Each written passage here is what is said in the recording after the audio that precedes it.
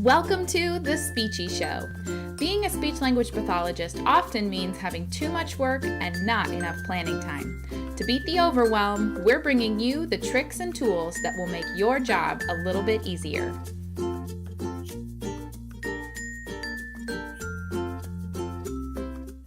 Hello everyone, and welcome to the Speechie Show.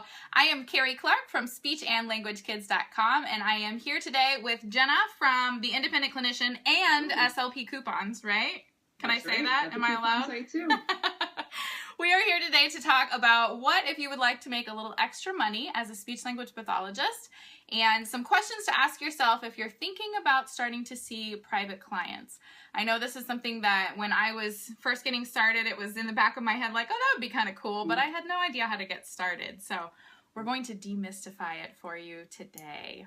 All right, if you are new to the show, my name is Carrie Clark. I am from SpeechAndLanguageKids.com, and this is the Speechie Show. We do this every Monday afternoon. I bring on a new guest. We talk about a new topic. We share about 5 tips with you, and then we do some fun giveaways at the end. So if you are joining us here on Facebook Live, go ahead and type in, are you seeing private clients right now, or are you not? We'd like to know if you are or if you are not. So type that into the comments of Facebook Live. And while they're doing that, Jena, why don't you go ahead and introduce yourself and all the fun stuff you are doing these days. Perfect. Thank you so much, Carrie. It's great to be on the show. So my name is Jena Casbon, and I run a site called the Independent Clinician. And really what I do is I help beginner speech-language pathologists, well, also OTs and PTs, but people who are curious about starting to treat private clients or start private practices get going in a way that feels like people know what they're doing. And, Imagine that. I try to help people like follow steps and guidelines that are the things that I have done, the things that ASHA wants people to do, and really just minimize being overwhelmed, minimize fear, and minimize the chances of making a mistake. Absolutely. So that's fantastic. So that's kind of what I'm going to talk about today. As Carrie mentioned, my topic today, I was trying to think about what to talk about, and I'm sure that this is something that like maybe you've been asked if you treat private clients, or maybe like in grad school or somewhere along the line, once you got started in the field, you thought, maybe private practice is something that I might want to do. And so if you're kind of in that position, I want to go over 5 questions to ask yourself before you start treating private clients. Perfect. Okay? All right. We've got a couple people chiming in here. So Diana says she is not doing private practice right now. We've got Madeline here from Florida. Welcome. So if you guys are on with Facebook Live with us right now, go ahead and type in, are you seeing private clients right now or are you not? And we are going to go over the 5 questions that you want to ask yourself before doing this. Now, the thing I love about private practice is you can kind of dabble. You can kind of get into it slowly. You don't have to say, okay, I'm quitting my job, I'm starting private practice. You can kind of ease into it and see how you like it. And that's where these 5 questions are going to come in really handy, because they will help kind of guide you through that of, okay, is this going to work for me? What do I need to know? So let's jump right in. Are you ready? I'm ready. Okay, Let's so go. the first thing we're going to talk about, the first question you need to ask yourself is, why do you want to start a private practice? Tell us how we consider that, Jena. Absolutely. So you'll notice that all of my questions are nice WH questions. I did that for all my school SLP friends. You got some thumbs up on Facebook. with adults, but I know my school people like the WH questions. So, you have to first figure out, why is this something that you're interested in?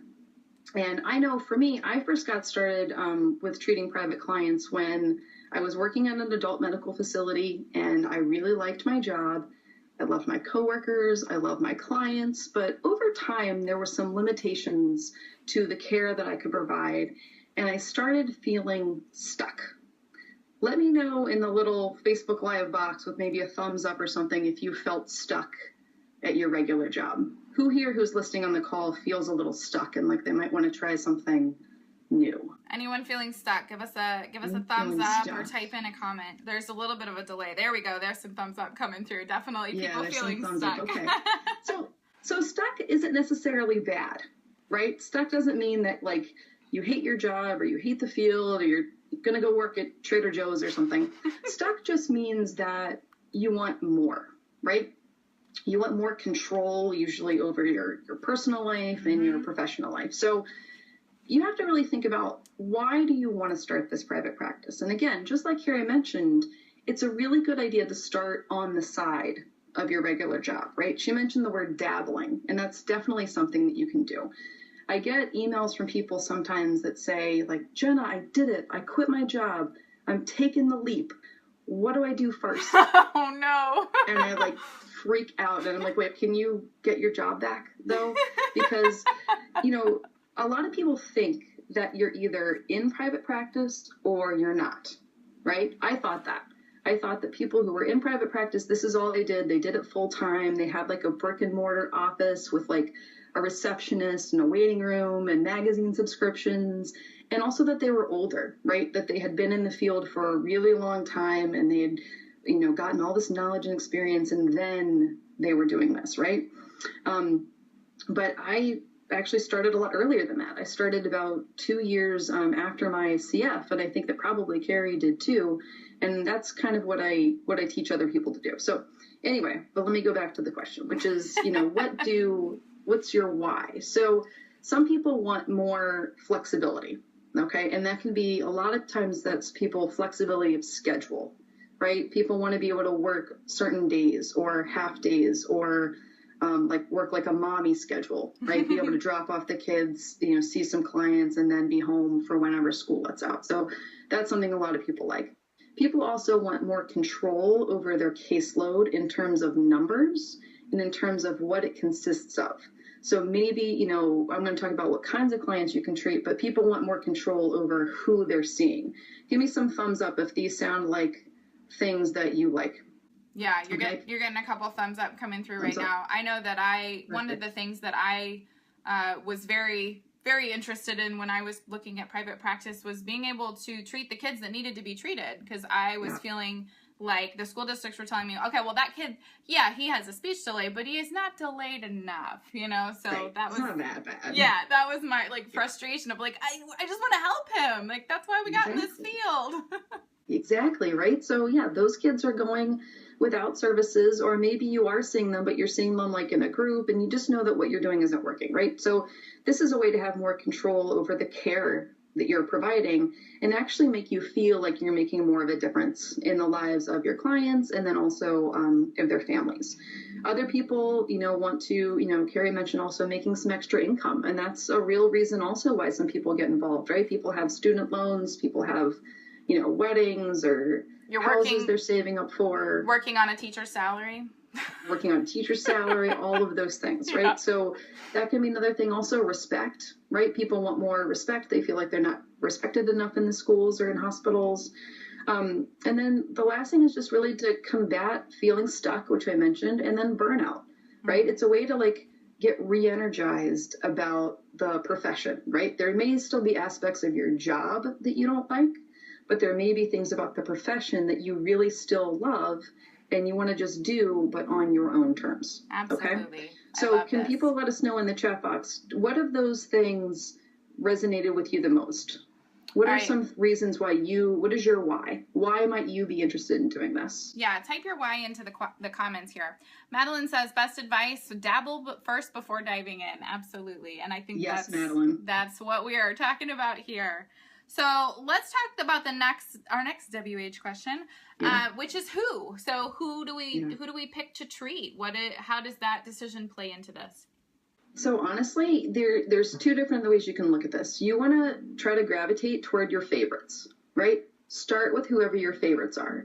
And these could be kids, they could be adults. You could do both, although I don't recommend that quite as much. But, you know, we all have certain populations that we really like working with. That is who you should start with, right? So in the box, let us know who your favorite populations are. And I'm going to keep talking a little bit about this, okay? Perfect. So, you know, they can be just specific, like let's say you want to do like elementary age kids the same kids who are not getting the services that you want them to. Maybe you want to see them. Or maybe you work in a school, but you always also like doing older adults, but you don't actually want to go work, like say in a SNF. You could see adults with aphasia on the side after work, for example. So you really want to figure out what you're good at and what you like the most, and start with that and do as much of that as you can. Absolutely. All right. Did anybody write in who their favorite populations are? Yeah, we've got a couple things coming in. These are some comments from the last question of what's your why. We've got be my own boss, tired of unrealistic productivity, no breaks, back-to-back appointments, and burnout. We've got more control. And then we've got some people, somebody liked pediatrics, another one loves deaf and hard of hearing, as well as apraxia. Definitely some good populations to get into, and those are usually the ones that need it. So absolutely. Fantastic. Good. So you guys are on board. You're coming up with all kinds of good ideas. Yeah. All right. Let's do our next question. All right. So our next question then is what type of services you're going to provide. This seems so overwhelming to me when I was starting. It was like, okay, well, what do I actually do? Right. So talk to us about that. So here's what you should think about. These questions really tie into each other, right? So if you think about your who and who are the clients that you want to work with, your next thing you want to think about is what are they not getting in the way that they should be getting it? Does that make sense? Mm-hmm. So for example, if you feel like you want to work with kids, and let's say you've got a kid with fluency, right? Let's say you've got a kid who's fluent and he's not getting the services he needs to in the school, you can definitely do like individual therapy, maybe at his house. And maybe part of this, of your treatment is going to involve his parents, right? And education. Because that's another thing that people talk about is that they just feel really disconnected at whatever their regular job is with family members, right? So by being, a lot of times, we'll talk about this soon, but, where people practice is often in people's homes. So you can develop that better rapport with people, right? So you can do individual therapy, whatever is a mutually good time to schedule, okay? You could also do groups, for example. I know lots of people who are doing fun groups, especially over the summer, and you can do these in community locations and like social skills group, for example. Yes. That's something also that kids aren't getting in schools as much as they're being recommended, right? Yep. So if this is something that you're into and you can find other parents who are also looking for social skills group, you can rent space, let's say in the basement of a church or a library or whatever, or you can obviously have your own clinic space, but that costs some money. But there are ways to do that. Another really great thing to do is telepractice. I don't know how many of you guys are into telepractice, but the thing that's great about that is there's no travel involved. Again, you can do this all on your own schedule. And if you treat kids, like kids want after school hours. Yeah. Parents want after school hours. And parents don't want to have to go to another place, right? So if you're open to doing telepractice, that is a fantastic way to serve more people in a time that's convenient to them. And also probably convenient to you because it's going to probably be after work for you too. The last thing in terms of what you should provide, people are really looking for specific certification programs. So for example, let's say you do, like I'm still Lee Silverman voice treatment. All right, that's something that I'm certified in. People are certified in Hammond, in Prompt, and all of these different things. Sometimes parents are looking for those specific things that they're also not able to get that at the school, right? Right. So if you get certified in those things, first of all, as a private practitioner, it's tax deductible. It's a tax deductible expense. Save your receipt, deduct it on your taxes. And also you get yourself listed on the website for these companies, and that's a great way to get referrals. I love it. All right. So that kind of covers what kinds of things you can provide. Perfect. All right. Debbie says, hi from London. Hello. Welcome. Wow, hi. We have people all the way across the world. I love it. It's a great way to bring people together. Okay, if you are watching on Facebook Live, please stick with us. We are going to be doing some giveaways here in just a couple minutes, and we're going to do some fun resources and stuff for you too. So we have 2 more tips for you, 2 more questions of what you need to be asking yourself. If you are just joining us, we are talking about starting private practice, starting seeing clients after school. We've got another one. Let's see. Hello from Philadelphia. Wonderful. Go ahead and type where you guys are from. We love seeing where everyone's joining from. Yeah, and I'm in Boston. And so I'm in Columbia, Missouri. Love it. Representing all over the place. There we go. So the next question is about when you'll treat your clients, right? And I kind of answered this a little bit, but what you want to think about is working around your schedule, right? The whole point of doing private practice is because it's your private practice, right? So you can do it on your terms and on your schedule, whatever makes sense. You also want to think about the client's needs, right? When do clients want services? I've already mentioned after school sessions. Lots of private practices I know in this area and probably all over the country are swamped and have huge wait lists for after school hours. So if that's something that you can provide, that's a great niche to be in. Those are great hours to serve. So that's something you should think about. Okay. So after work, I've mentioned weekends. There's a lot of, especially school SLPs, who do this over the summer. Now, some people do it just during the summer, like their private practice is only open during the summer. And that's certainly one way to do it. You can also do it over the summer and then also continue through the year and just maybe have a smaller caseload, right? But that's something. And then you can also think about if eventually, right, you're not going to quit your job right away. You've already promised me that. But you may be able to cut your hours a little bit at your regular job to maybe have afternoons free. When I was first getting started, I was able to reduce my hours a little bit, and I had Monday, Wednesday, Friday were half days. So I was able to see lots of people in the afternoon. And, you know, in my first couple months of doing this, I was able to go from 0 clients to about, I think I was doing about 10 sessions a week, just 3 days a week in the afternoons. Yeah. And that worked out really nicely for me. Okay. So think about your schedule and think about when you can make this work at a time that works for you and also works for the clients that you're trying to serve. Absolutely. And the next question we're going to get to is where, and I think, as you were saying, these all kind of tie in together. If you have a when that doesn't match up with when your people need, then maybe you need to look at some other wheres too. You know, if you can do it in a different location, for example, where the child already is. So think about, you know, if you're thinking, well, I can't do private practice because the only time I would have available is mornings, and that's not when people need speech therapy. There's somebody out there that does. Yeah, you know who's available in the mornings are kids who go to private schools, who don't have like IEPs and aren't serviced to the public schools, and also wonderful niches homeschoolers. I don't know how many homeschool kids there are in your area, whatever your area are, but there's a lot of SLPs who are doing tremendous work with homeschoolers because they're home during daytime hours, right? So that's something to think about. But both of those things involve you traveling someplace. Okay, so hang on, I'm gonna jump in real quick. Yeah, We've got people chiming in about where they're from. This is always fun. So we've got another Philadelphia, Eastern Pennsylvania, New Jersey, California. Rosemary is also saying preschoolers for being available in the morning. Absolutely. If you got a preschooler going to preschool in the afternoon, they got to do something in the morning. So. Yeah. Perfect. Okay, so we've talked about the why, the who, the what, the when. Yeah. So let's talk about where. This is the big one. So I used to think that in order to have a private practice, you had to have clinic space, right? I associated private practice equals brick and mortar location. That is not true. That's not how I operate personally, and that's how a lot of people I know, whether they're just getting started or they've been doing this a long time, a lot of people prefer to go into the homes of their clients in order to be able to use the natural environment, first and foremost. I'm a very functional therapist, so I like to be able to do that. But secondly, it cuts out a ton of overhead, right? So you can get started seeing private clients without taking on the tremendous expense of office space. Okay, so keep that in mind. Now, the next question people say too is, well, can I just see people at my house? And if you see people in your own house, it's a little bit trickier because a lot of times you need extra insurance, right? So you need professional liability insurance to treat. So, but you also, if you're going to see people in your house, you need general liability insurance in case anything were to happen.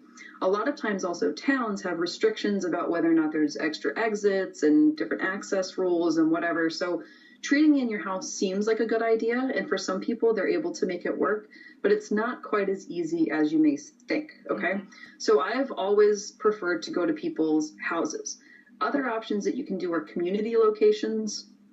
I've mentioned library. I've mentioned renting really cheap space from places like churches or community centers. And then also, I also meant at the beginning of this, their school, right? So you can potentially go to their preschool, their daycare, their private school, go to them. By going to them, also you track mileage, and then you can also deduct that on your taxes too.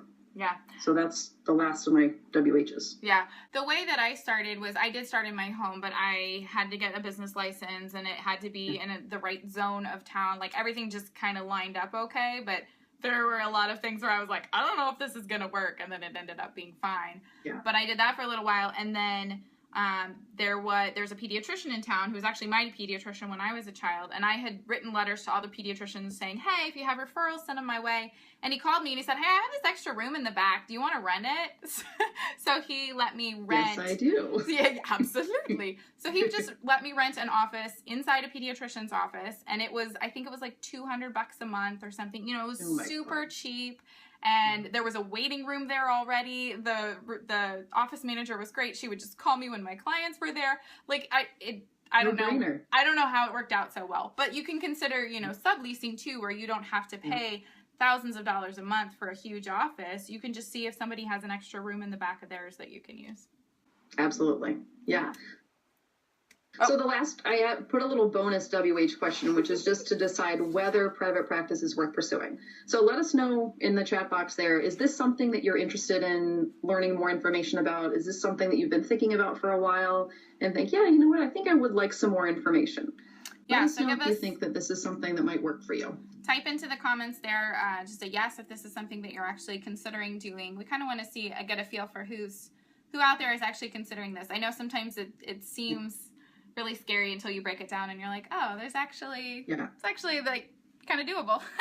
Right. Because if you want more information about this, the first thing you should do is gather the information, right? That's step one, is to get enough information to feel comfortable. But then you can actually get stuck in this analysis paralysis where you're gathering so much information and you're thinking about all of the angles that you don't actually start, right? Yes. So what I encourage people to do is to get just enough information to get started and then actually start knowing that you'll learn more along the way. Absolutely. Yeah, we're definitely getting some yeses here. So people saying that they are interested in this.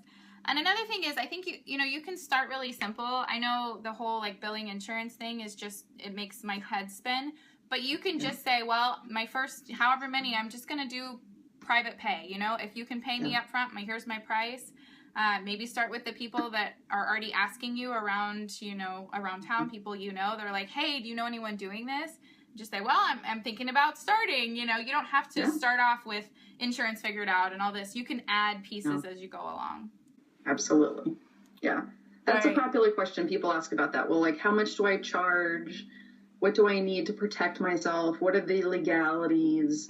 Where do you find your first client? People are worried about whether this is risky or not. And, there's certainly ways it's not without risk, right? Anytime you start a new business, there are some risks, but there's some really easy ways to reduce that quite a bit. Yeah.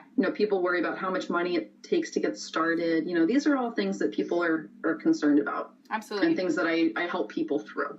Yeah. Okay. We've got a couple comments here. One person is saying she knows of a woman who provides therapy without having her C's. While unethical, is it illegal? Do you know? That I don't. I would defer to Asha for that. Yeah, I always call the Asha Action Center anytime I have a question. Call the Action Center. They'll help you out. All right, we have another one says, absolutely, that was me, stuck in the analysis paralysis stage, on the move now. Awesome, Jena, congratulations. That's great. Yeah, good. All right, so we're talking about all of these, how to find more information. So this is a good time to talk about resources. What are your resources for people who are interested in learning more about private practice? Yeah, so I have 3 resources that I want to share with you, okay? The first one is my free mini course. Okay, so I offer a free email-based mini course that, I don't know if Carrie's going to put the link in or not, but it's bit.ly, so /private-practice-course. Perfect. Right? It's a free course. You can also go to independentclinician.com and click on resources, and it's there too. Will you, after we finish the live, will you go into the comments and type in the links so people can have those there? Yeah. Perfect. So that's the first one, is the free mini course. Everyone, even if you're just vaguely thinking about it, you should, it's free. Sign up for the mini course, see what you think, okay? The second thing that you should think about signing up for, which is also free, I have a Facebook group that I run called SLP Private Practice Beginners, okay? this is a Facebook group where it's interesting. It started off as just beginners, and now lots of people in the group are not beginners anymore. There's a ton of engagement. There's getting close to 7,000 people in the group, and everyone is very supportive, knowledgeable. It's a wonderful place to be. So you should also search on Facebook. I'll put a link in there. SLP Private Practice Beginner Facebook group. Perfect. Okay? The last resource is a paid resource, and it's a book that I have been. There have been a couple different iterations, but been helping people for a long time. I've literally helped thousands of people get started in private practice. Okay, so I wrote this book called The Guide to Private Patients, and it has helped tons and tons of people get started with confidence and answers, like all the questions that we talked about. It really is a roadmap for beginners to help this process seem a lot less overwhelming and less scary. So I've got two free resources and a paid resource. Perfect. And that one's also, I'll put the link in there, but you can also go on my site, independentclinician.com/resources. Perfect. All right, our audio quality is kind of slipping a little bit. I think everyone could understand that, but just in case, I'm going to reiterate. So we've got the free private practice mini course. That is over at theindependentclinician.com. There's the Facebook group that we're going to put a link to in the comments. And then there's the Guide to Private Patients, which is her paid book that will walk you through all of this and help you get through all of those difficult points in this process. So those are the favorite resources for today. And one of them is your giveaway, right? The book?